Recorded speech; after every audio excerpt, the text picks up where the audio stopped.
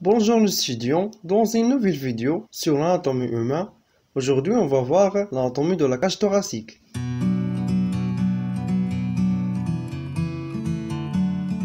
Alors comme il est évident aux étudiants, la cage thoracique a une forme de tronc de cône, possède deux ouvertures, une ouverture supérieure qui est étroite et une ouverture inférieure qui est beaucoup plus large. Pour le rôle de la cage thoracique, c'est de entourer et protéger les organes de l'appareil circulatoire et respiratoire. Et bien sûr, il est responsable aussi au mouvement respiratoire. Pour la configuration externe de la cage thoracique, on a trois faces. Une face antérieure, une face latérale et contralatérale et une face postérieure. Prenons cette photo pour bien détailler la face antérieure de la cage thoracique. Alors, comme il est évident, la face antérieure de la cage thoracique est composée de sternum au milieu et de cartilage costaux latéralement et contralatéral. Passons à détailler le sternum. Le sternum est un os plat, impair et symétrique. Il est composé de trois parties. La première partie, qui est supérieure, s'appelle le manubrium sternal. La deuxième partie, qui s'appelle le corps sternal, c'est un os plat et long et allongé. Dernièrement, la troisième partie, c'est une pointe osseuse qui s'appelle le processus xiphoïde. Alors voilà notre sternum. Comme on a dit, il y a trois parties. Et entre les deux parties, on a ici une surface articulaire qui s'appelle le séchondros manubrio-corporel. La deuxième articulation qui s'appelle le séchondros corporel xiphoïdien. Alors comme on remarque ici, il y a plusieurs incisures.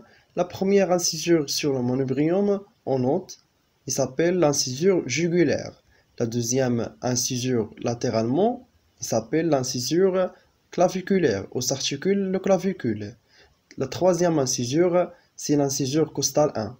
Alors, on a ici la première incisure jusqu'à la septième incisure, où s'articulent tous les 7 cartilages costales. Pour la deuxième incisure, il y a la jonction de le manubrium et le corps sternal. Et aussi pour le septième incisure costale, il y a la jonction de le corps sternal et le processus xiphoïde. Passons à voir les insertions musculaires de sternum. Maintenant, on va attaquer les insertions musculaires sur notre sternum. Dans cette partie, on va voir les insertions musculaires sur la face ventrale. Et l'autre partie, on va voir les insertions musculaires sur la face dorsale. Pour notre manubrium, qui est la partie supérieure, il y a deux crêtes osseuses qui est oblique en bas et en dedans.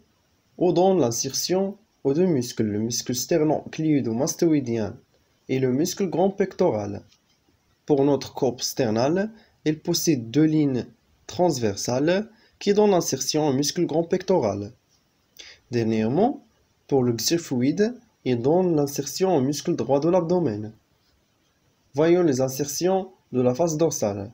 Alors également pour le manubrium, il y a deux crêtes osseuses à la face dorsale qui donnent l'insertion aux deux muscles, muscle sternocléido-hyoïdien et le muscle sterno-thyroïdien.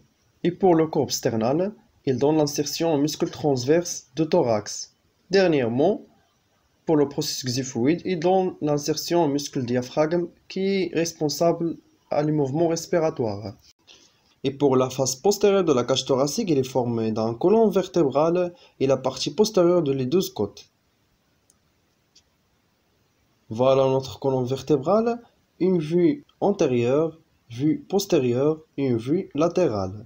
Alors, notre côlon vertébral a une courbe concave en avant, c'est l'ocyphose, est composé de 7 vertèbres cervicales, puis 12 vertèbres dorsales, 5 vertèbres lombaires et un sacrum et finalement un coccyx. Prenons un seul vertèbre thoracique. D'abord, il faut faire une orientation. Ici, on a postérieure, antérieure et latérale. Donc, c'est une vue supérieure. Alors, en avant, on a un corps vertébral. Au milieu, on a le canal rachidien ou le foramen vertébral. Ici, c'est le processus transversal, l'apophyse épineux Et on a deux surfaces articulaires qui s'appellent les fossés costales. Et les deux surfaces articulaires antérieures s'appellent le processus articulaire plan. Et la partie qui lie entre le corps vertébral et le processus transversal s'appelle le pédicule, où il y a une incisure supérieure. Et pour les deux faces latérales, il est délimité par la partie majeure de les deux côtes.